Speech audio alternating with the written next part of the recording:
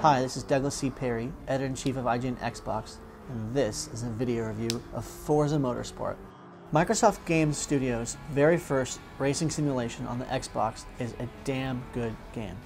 This is a game that rivals, challenges, and in some ways beats the Gran Turismo series. So the game was inspired by GT, so the guys who created it are obviously in love with that game, and they've always wanted to make something good and better than it.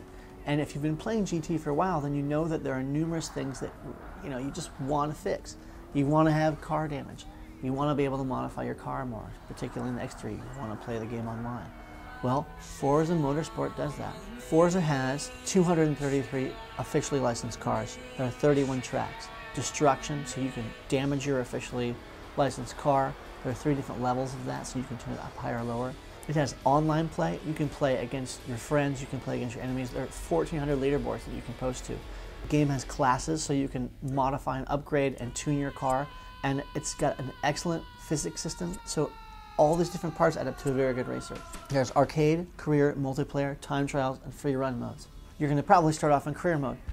So there's a bunch of things you can do. You earn points, you buy some cars, you win some cars, you open up some new tracks.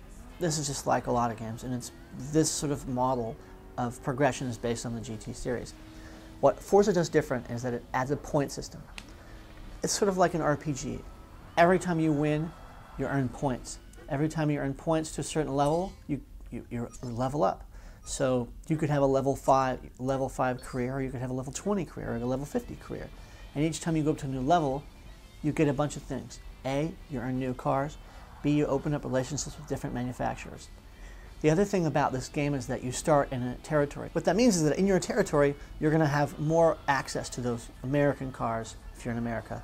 You'll have better relationships with those manufacturers, and that means that as you progress and level up, you'll get reduction costs on improved parts and things like that. Of course, you'll be able to have relationships with other manufacturers in Japan and Europe, but they will come later in the game. Unlike GT, you can actually modify the outside of your car. You can paint it, you can add spoilers, you can add rims, you can add side panels, you can add all sorts of stuff. What's more is you can color it and add decals, and you can put really weird designs on it. You can actually put 12 layers of different things on it and really kind of customize your car to look the way you want it to. It's not the best customization system I've ever seen. It's good. You can customize your car. When you go online, your car won't look like anyone else's. I would say that the single-player game is monstrous. It's huge. It's easily 60 to 80 hours. You're going to have lap races. You're going to have point-to-point races. There's all sorts of concept cars and formula cars that you'll be able to race. And each time you win one of these, you earn points. What you're getting is this constant sense of reward. You can play 2-player and online for up to 8 players. So let's say you want to play online, and you're in your career mode. You can play any race, anything you've opened up. Anything you want to race, you can race online. So you don't have to race against the AI. You can go online and you can match yourself with someone who's in your same car class and race against them online. All those rewards that you reap will actually accumulate in your single-player career. The AI is very aggressive. It's very impressive. In some cases, it's also very crafty. You're going to find that sometimes the AI just kicks your ass and you're going to have to restart a game. Other times, yeah, you'll see the AI actually catching up, a little bit of rubber band effect at the end of a game. And they won't be anywhere. All of a sudden, they're going to catch up and beat you. I don't know what to say. I love hard games, so the AI to me is what it is, and I always try to get better. But you might be frustrated with the AI. Is that a bad thing? I don't think so. Some people might. In Forza, your car gets damaged. It may actually lean or lurch to the right or left. You might lose fenders. You may actually really damage your car. You can't flip them. They're not going to explode. You're not going to ruin your engine. You won't lose an axle or a wheel. But there will be consequences to your actions. So that's another great thing. Graphically, I think the game looks very good from a technical standpoint. The menus are very good, they're very fast. You've got really good, nice interfaces. There's a lot of shortcuts, so it's not a laborious process. And overall, even though I don't like the art style of this game, I think it does a very good job of recreating reality. And compared to GT, there's no aliasing, there's no flickering. If you watch GT and you put it on 1080i, there's a little bit here and there, but basically that game has a different art style, and 1080i really makes a big difference.